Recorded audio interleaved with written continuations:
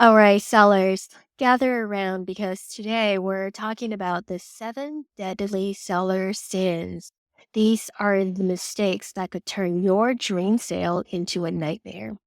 Hi, I'm Rachel Laura with Century 21 Cityside. I am a residential real estate advisor here in the greater Boston area, and I love educating regular consumers like you, my friends, and my parents about real estate so you can become more informed. And I also feel good about geeking out on social media platforms. So, given that we're all ramping up for the exciting spring market here in Massachusetts, I think this is a perfect time to talk about the seven deadly seller sins. So, let's dive in.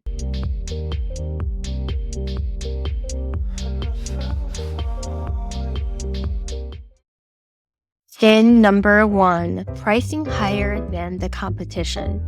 Now, I get it. Your house is special to you, and you've probably accumulated a lot of great memories in your house, but you're not impressing anyone by overpricing. If it's not aligned with the market, your open house will probably be pretty quiet.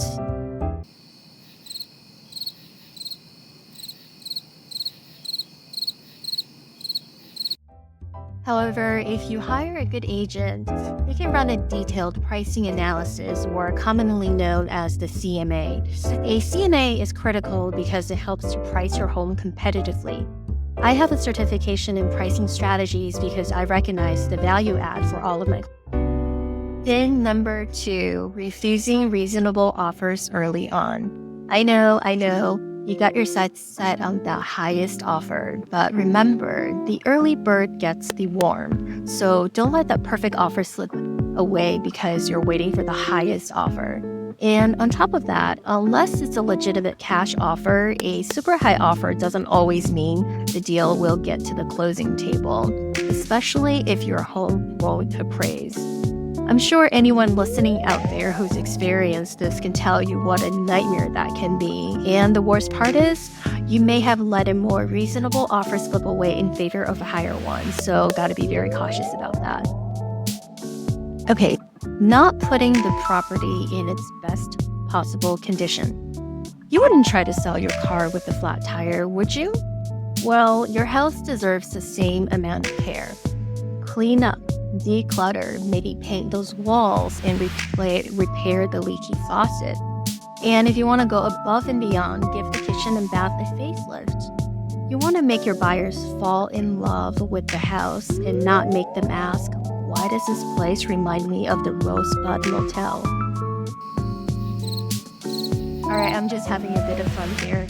But you know what I mean. Buying a home is an emotional event. Buyers can tell when a seller puts in the effort, which will only do good to promote your home sale. Moving right along, sin number four, making showing the property difficult. Listen, guys, buyers are just like you. They're busy. They got jobs, kids, work travels, and probably loads of laundry to do. Not everyone can make it to the weekend open house, so don't make them jump through hoops just to see your house. Be flexible if you can, because the goal is to make it easy for them to fall in love with their house. And number five, forgetting your emotional attachment doesn't really add values in the eyes of the buyer. I know this may sound a bit insensitive, but if you know me, I'm all about sentiments. I'm sure you love that wall of photos from your family reunion, or the sunny nook with striped wallpaper where you read lots of stories to your kids. But for buyers, they're just seeing more walls to paint. Leave your personal attachments with your heart and let the buyers imagine their own future in the house. Just a few days ago, I put together a social piece that talks about ways to cope with the emotional aspect of selling, and I'll link it below for you in case you're running into some challenges there. All right, we're almost nearing the end of the list. Sin number six, blaming the agent for the market. The market is not your agent's fault, nor is it yours. The market is what it is. Prices fluctuate, interest rates change, new homes come on the market all the time. And sometimes you just gotta roll with it. My advice is to be flexible and nimble in your decision making. As the old adage has it, the market waits for no one, adapt or be left behind. And finally, sin number 7, resisting a timely price reduction.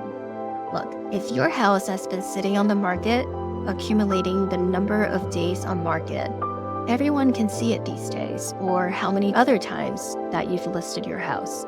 And this almost always creates a perception that there's something wrong with your house. So don't wait until your listing is gathering dust before you're finally ready to make a price reduction. A timely price drop can really breathe new life into the sale, and we've seen this over and over again. Or on the other hand, if you do your best to not commit sin number 1, which is to not overprice your home right from the get-go, you may be able to avoid sin number 7 altogether.